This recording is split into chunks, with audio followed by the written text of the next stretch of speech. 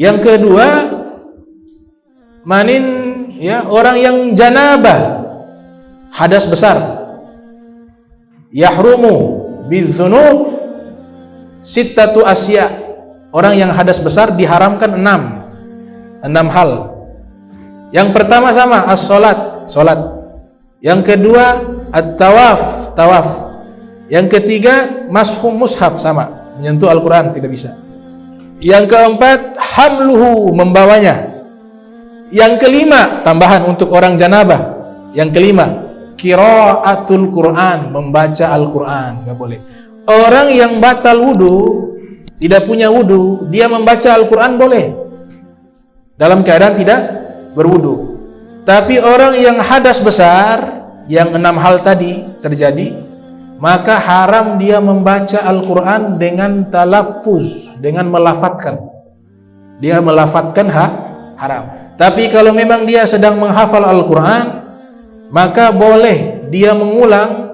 Dianjurkan oleh para ulama untuk al-ihtiyat fil ibadah, yaitu dia bacanya dalam hati tanpa dilafatkan, boleh. Dan janabah hanya haram, tidak boleh membaca Al-Quran. Kalau berzikir bisa, salawat bisa, berdoa bisa. Yang dilarang membaca Al-Quran. Namun masuk ke bab adab, bab akhlak. Kalau bilang boleh saja. Cuma bab adab dan akhlak kurang baik. Masa sedang zikir dalam keadaan hadas besar, lebih baik kan mandi, suci. Namun kalau pertanyaan boleh tidak? Jawabannya adalah boleh. Hanya diharamkan membaca Al-Quran ketika orang hadas besar. Ditambah lagi yang keenam, al-lubthu fil masjidi. Orang yang keadaan janabah gak boleh berdiam diri di dalam masjid. Tidak boleh berdiam diri di dalam masjid. Termasuk halaman, pagar, mulai masuk dalam pagar itu sebagian ulama mengatakan itu sudah nama masjid. Apalagi di dalam keadaan janabah, kecuali tidak sengaja. Misalnya dia kecapean habis sholat tertidur, tahu-tahu dia hadas, ya, dia bangun dalam keadaan janabah, mimpi basah, maka pada waktu itu seandainya dia keluar, terkunci pintu terkunci, keluar tidak bisa, maka dikasih solusi oleh para ulama. Di saat itu dia tayamum. Misalnya tidak ada pintu keluar untuk ambil air wudu, terkunci semua, di dalam nggak ada air, maka pada waktu itu dia bertayamum dan dia tidak dihitung dosa. Kenapa? Karena dia tidak sengaja. Innallaha tazawwaza li ummati al-khata' wan nisyan wa mastukrihu alaih. Kata Nabi sallallahu alaihi wasallam, Allah taala mengampuni dosa umatku al-khata' yang tidak sengaja, Allah ampuni. Wan nisyan, lupa juga Allah ampuni.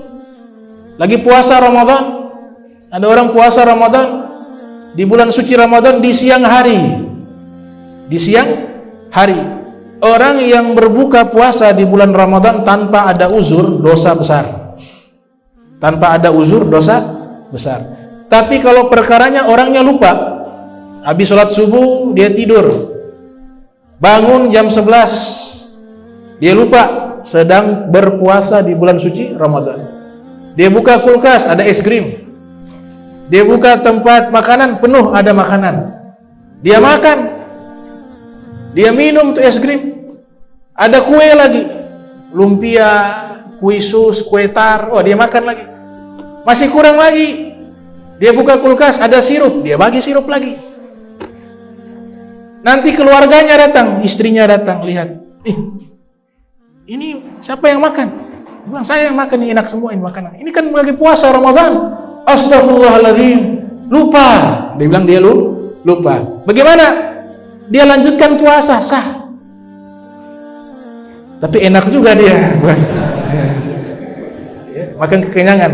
Kenapa dia sah? Karena dia lupa. Dalam agama kita kalau lupa tidak masalah. Yang masalah itu pura-pura lupa. Itu yang masalah, pura-pura lupa. Kemudian wa mastukrihu alaih, tidak dianggap dosa orang yang dipaksa. seperti kasus sahabat Nabi sallallahu alaihi wasallam bernama Ammar bin Yasar atau Ammar bin Yasir. Ammar bin Yasir itu dipaksa oleh orang musyrik untuk murtad. Bukan dipaksa untuk melakukan yang haram lagi, untuk murtad. Kalau tidak dibunuh. Beliau dianiaya. Kemudian beliau saksikan ibunya dibunuh. Ibunya namanya Sumayyah. Jadi orang pertama yang syahid fisabilillah di dalam agama Islam adalah ibunya Ammar bin Yasir, namanya Sumayyah. Disebutkan oleh Ibnu Hajar Asqalani dalam kitab Al-Isabah fi Tamyiz Shahabah yang lahir tahun 773 Hijriah, meninggal 852 Hijriah. Ditusuk sama Abu Jahal. Ibunya ditusuk dari depan sampai tembus ke belakang. Meninggal syahid. Ayahnya Yasir dianiaya. Ammar dianiaya sampai saking parahnya dianiaya, ditanya nama siapa lupa. Karena sudah tidak kuat, mereka bilang kalau mau selamat engkau katakan Tuhan engkau Lata wal Uzza, berhala. Engkau harus keluar dari agamanya Nabi Muhammad. Maka dia karena sudah tidak kuat, ya sudah dia katakan saya keluar dari Islam, saya mengakui Lata wal Uzza sebagai Tuhan. Maka dibebaskan oleh orang musyrik Quraisy. Ketika dibebaskan, dia menangis. Ketemu Nabi sallallahu alaihi wasallam, ternyata sudah ada ayat Al-Qur'an yang membolehkan kepada seseorang keluar dari Islam, yang penting hatinya iman, ketika membahayakan hidupnya. Maka turun, sesungguhnya illa man ukriha alaih wa qalbuhu mutmainnun billah. Dikatakan orang-orang yang memang keluar dari Islam, dia lafadzkan, kemudian dia tanamkan dalam hati ingin keluar dari Islam, maka dia akan keluar dari Islam. Kecuali orang yang dipaksa untuk keluar dari agama Islam, dia mengucapkan keluar dari agama Islam, wa qalbuhu mutmainnun billah, tapi hatinya tenang kepada iman, hatinya tidak menyatakan keluar dari Islam, hanya terpaksa. Maka Ammar bin Yasir menangis, ya Rasulullah, saya sudah keluar dari Islam. Kata Nabi, tidak, engkau tidak. Bagaimana hatimu ketika engkau nyatakan keluar dari Islam? Dia katakan, hatiku tetap beriman kepada Allah dan Rasulnya Muhammad SAW. Maka anta lasta minhum. Kata Nabi, engkau bukan daripada golongan orang yang keluar dari Islam. Nah, ini 3 hal yang dimana Allah maafkan. Allah maafkan dari perbuatan kita yang tidak disengaja atau lupa atau terpaksa karena membahayakan diri. Tapi ada sahabat juga yang memilih, dipaksa keluar Islam, kalau enggak dibunuh, dia pilih mendingan dibunuh. Ada juga seperti sahabat namanya Khubayb bin Adi. Khubayb bin Adi itu dipaksa keluar dari Islam, kalau tidak dibunuh. Beliau memilih untuk dibunuh daripada keluar dari Islam. Akhirnya dibunuh. Ada 2 pilihan.